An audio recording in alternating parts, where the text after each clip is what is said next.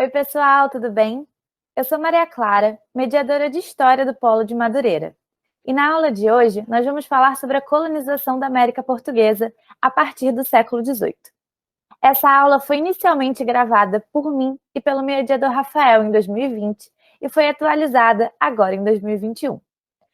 Hoje nós vamos dar sequência aos temas que vocês viram na aula passada, quando estudamos a colonização portuguesa em seus dois primeiros séculos, 16 e 17. Na videoaula anterior, falamos sobre as relações dos invasores portugueses com os povos nativos, o desenvolvimento econômico a partir da plantação de açúcar e outras produções, como as drogas do sertão e a pecuária. Também vimos as diferentes relações de trabalho, livre e escravizado, além da interiorização da colonização a partir da atuação dos bandeirantes. Na aula de hoje, vamos falar sobre a colonização da América Portuguesa no século XVIII, abordando as principais características da sociedade mineradora e fazendo uma análise da escravidão africana, as diferenças entre escravidão urbana e rural, processos de resistência dos escravizados, diáspora africana e muito mais. Vamos lá? Então, pessoal, a descoberta do ouro ocorre no final do século XVII, a partir da atuação dos bandeirantes paulistas, que em suas incursões ao interior vão descobrir metais preciosos na região de Minas Gerais.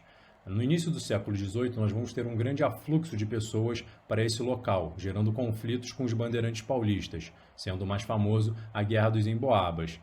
Derrotados, muitos bandeirantes paulistas vão abandonar Minas Gerais e vão entrar ainda mais no interior do território, sendo responsáveis por descobrir também regiões auríferas no Mato Grosso e em Goiás, como a gente consegue observar nesse mapa aqui de baixo. De amarelo, as duas grandes regiões produtoras de ouro, centro-sul de Minas, Goiás e Mato Grosso, e em rosa a região produtora de diamantes, ali no norte de Minas Gerais.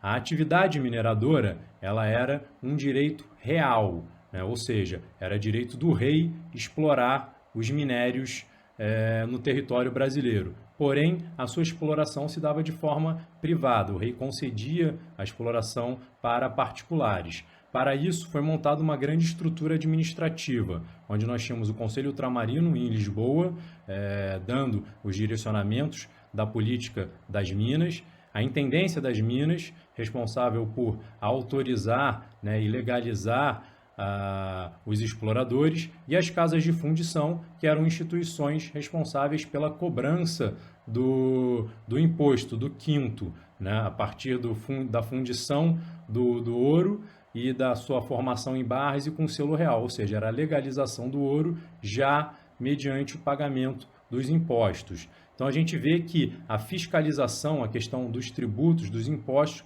foi muito presente e muito importante para Portugal garantir uma renda durante todo o século XVIII. Essa fiscalização intensa também gerou algumas revoltas. A principal delas é a revolta de Vila Rica ou revolta de Filipe dos Santos, contra exatamente a implementação das casas de fundição.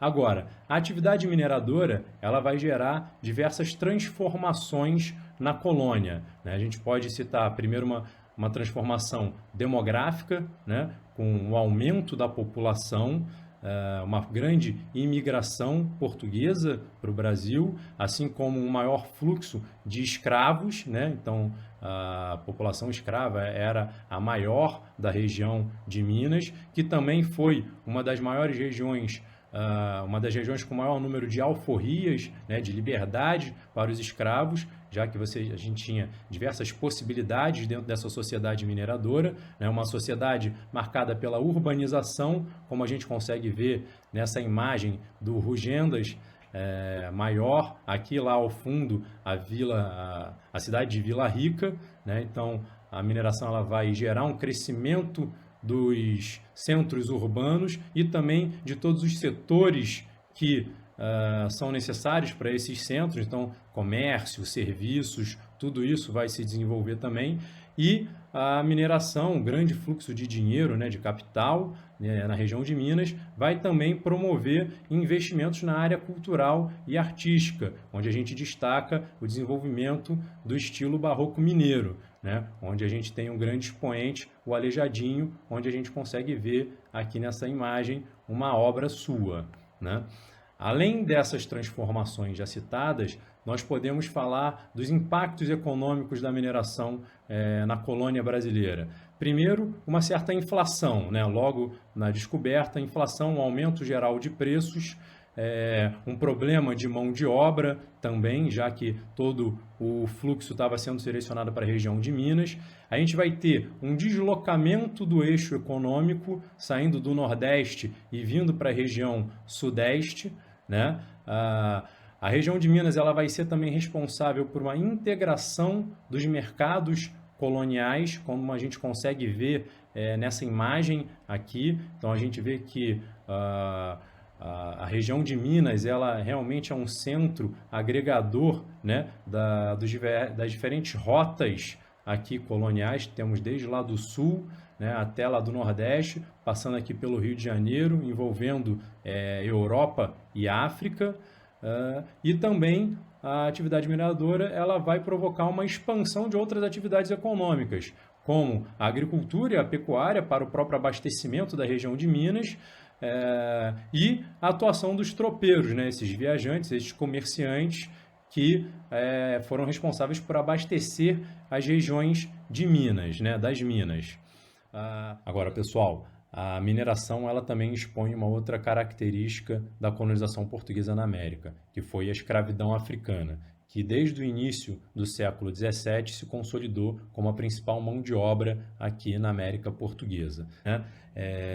Em um movimento, né, que a gente chama de diáspora negra, ou seja, o que é isso? É um processo histórico de imigração forçada de homens e mulheres da África para outras regiões do mundo, né, especialmente a América, né? A América ela vai receber mais de 13 milhões de escravizados africanos.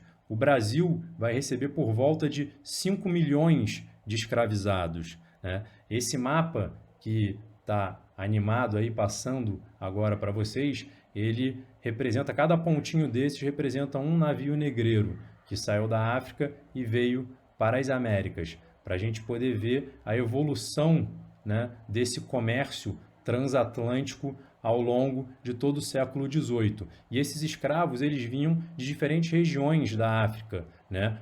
Os escravos que vieram para o Brasil vieram principalmente de Angola, do Golfo da Guiné e de Moçambique. Então, regiões diversas, com culturas e costumes diversos, né? Várias etnias diferentes que vieram para o Brasil e se mesclaram entre si e aqui com as outras culturas que encontraram, tá?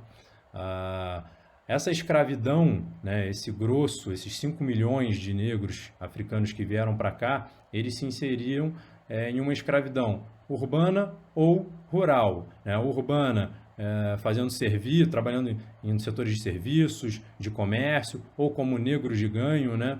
Acordando com o seu senhor uma quantia que ele tinha que pagar semanal e vivendo na cidade tentando ganhar esse dinheiro. E a escravidão urbana, a gente vê um equilíbrio de gênero entre homens e mulheres escravizados na cidade. Já a escravidão rural, marcada principalmente, né, pela agricultura, pelas plantations de açúcar, a gente vê negros também fazendo funções especializadas dentro do engenho, até funções administrativas e como capatazes, e nós percebemos uma predominância masculina. Havia muito mais homens nos setores rurais do que mulheres escravizadas. E dentro desses dois locais, né, tanto a escravidão urbana quanto rural, a gente pode destacar um setor, né, uma classe, entre aspas, privilegiada de escravizados, que seriam os escravos domésticos, né, que trabalhariam diretamente, ali em contato direto, mais íntimo com os senhores. Ou seja, o trabalho escravizado foi implementado de diversas maneiras, apresentando nuances e diferenças de acordo com o período e o espaço dos quais falamos.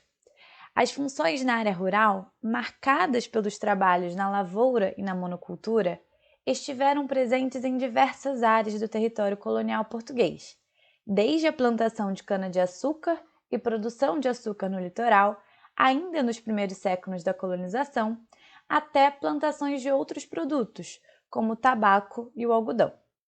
Enquanto isso, a escravidão urbana marcada pelo trabalho de escravizados de ganho, escravizados de aluguel e afins, está relacionada ao crescimento das cidades em determinadas regiões do território.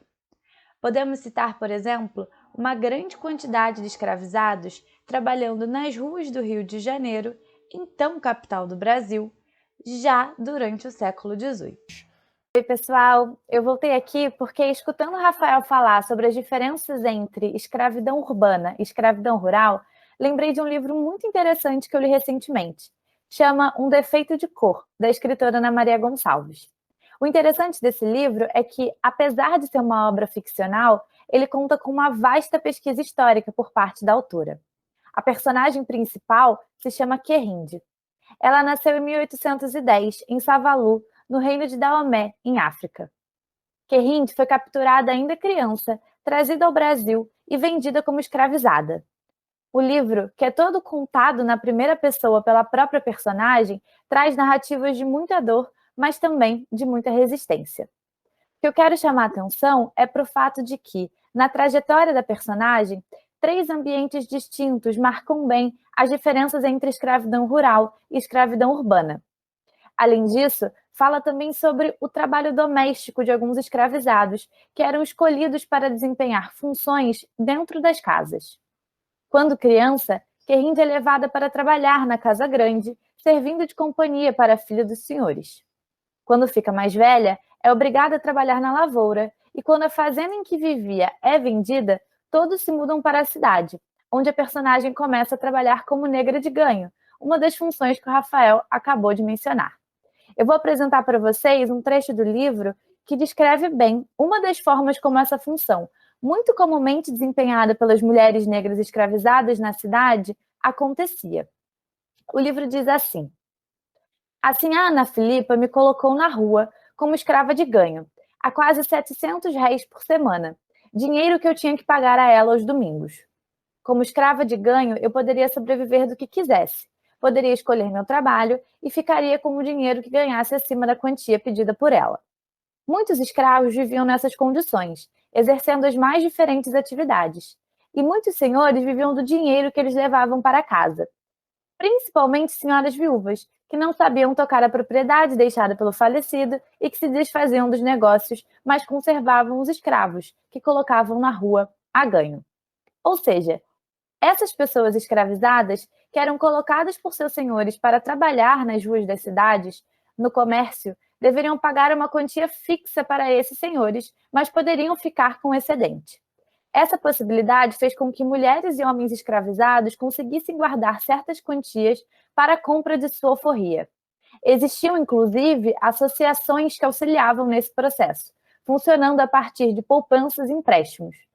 Ou seja, é possível estabelecer uma relação entre o exercício dessa função e a conquista da liberdade por parte da população escravizada residente nas cidades. Mas nós temos que destacar também a resistência africana contra as violências que sofriam. Essa resistência ela se dava de várias formas. Sobre essa questão, a Maria vai falar um pouquinho para a gente também. Pessoal, é muito importante que a gente perceba que existiam muitas formas de resistência à escravidão por parte da população escravizada. As fugas, revoltas e aquilombamentos são algumas delas, extremamente importantes e bem conhecidas da gente, como é o caso do Quilombo dos Palmares, localizado no que é hoje o estado de Alagoas e onde lutaram contra a escravidão figuras importantes históricas, como Aquatune, Zumbi e Dandara. Mas outra forma de resistência foi o engajamento de escravizados e ex-escravizados no movimento abolicionista, como podemos citar o caso do líder revolucionário, advogado, jornalista e poeta Luiz Gama. Podemos citar ainda muitas outras formas de resistir e se opor à escravidão durante esse período. Foram muitas as táticas encontradas e inventadas pela população escravizada para proteger suas formas de existir, viver e se relacionar. Essas resistências se encontram nas relações familiares, na música, nos cantos e danças, nas práticas religiosas, nas estratégias de fuga e articulação. Podemos citar ainda a formação de redes de sociabilidade e solidariedade, dentre outros. Nesse processo, essas manifestações e existências dos escravizados conseguiam desestabilizar o próprio sistema. O que todos esses exemplos de formas de existência vêm demonstrar é que a dominação que a escravidão impôs durante esses anos no Brasil não poderia ter chegado ao fim sem as tensões provocadas por essas várias formas de resistir que os escravizados encontraram e inventaram, mesmo que diante de um sistema tão violento e opressor como foi a escravidão. Bem, por fim, gente, nós vimos nessas duas últimas aulas todo o processo de colonização da América Portuguesa, desde sua implementação no litoral à sua progressiva ocupação do interior do território, passando pela variedade econômica colonial, com a produção de drogas do sertão, de pecuária, a mineração e, obviamente, a plantation de açúcar, e também da sua diversidade social, né? Trabalhadores livres, trabalhadores urbanos, trabalhadores escravizados, trabalhadores rurais, as diferentes atividades às quais eles se dedicavam, trabalhadores nativos, indígenas, africanos. Então, dentro desse panorama, a gente gostaria de chamar a atenção para isso, para a diversidade e a variedade socioeconômica da colônia brasileira. Beleza? Bom, pessoal, para encerrar nossa aula, vamos resolver juntos um exercício? A questão que nós trouxemos hoje caiu no Enem 2016 e trazia um texto introdutório que dizia assim: a África Ocidental é conhecida pela dinâmica das suas mulheres comerciantes, caracterizadas pela perícia, autonomia e mobilidade. A sua presença, que fora atestada por viajantes e por missionários portugueses que visitaram a costa a partir do século XV, consta também na ampla documentação sobre a região.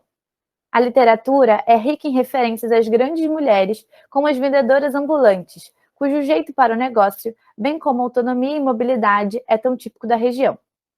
Esse trecho está presente no livro Identidades, Memórias e Histórias em Terras Africanas e antecede o comando da questão que pede.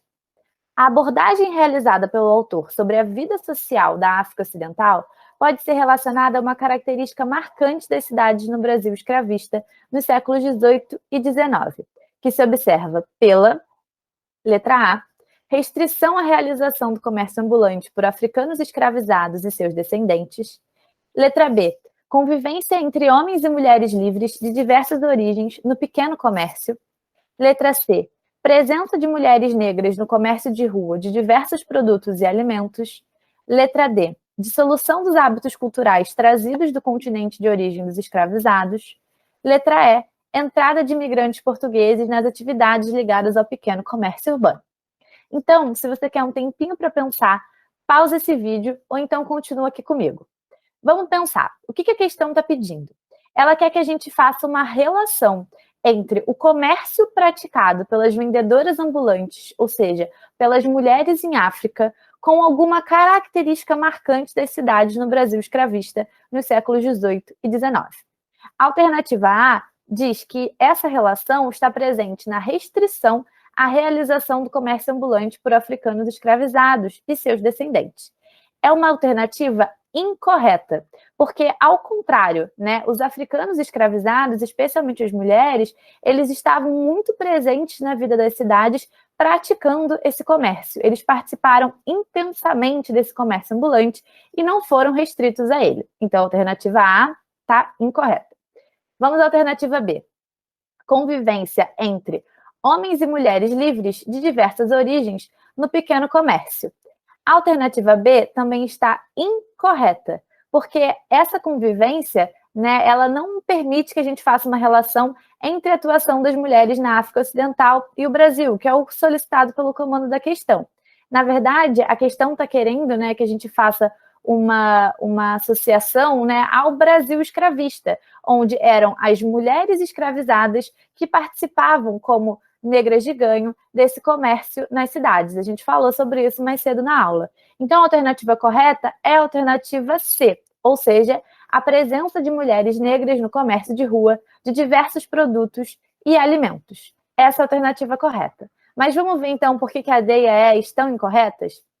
A letra D diz: dissolução dos hábitos culturais trazidos do continente de origem dos escravizados. Muito pelo contrário, né? Essa relação que o comando da questão está pedindo com o texto mostra que existe uma permanência, na verdade, uma relação muito profunda entre os hábitos culturais do continente, né, africano, com essas mulheres vendedoras ambulantes em África, com o trabalho das negras de ganho, escravizadas de ganho, aqui no Brasil escravista, né? Então, a letra D também está errada, e a letra E fala da entrada de imigrantes portugueses nas atividades ligadas ao pequeno comércio urbano. Mais uma vez, não é essa relação que está presente que a questão está pedindo. Em nenhum momento, né, a gente está falando sobre os imigrantes portugueses, a gente está falando especialmente sobre a atividade das mulheres negras escravizadas e as mulheres vendedoras ambulantes em África. É essa relação que a questão está pedindo, e é por isso que a alternativa correta é a alternativa C. Pessoal, a gente fica por aqui. A gente espera que vocês tenham gostado tanto da resolução da questão, quanto de toda a nossa aula, e até uma próxima, viu? Fiquem bem. Tchau, tchau.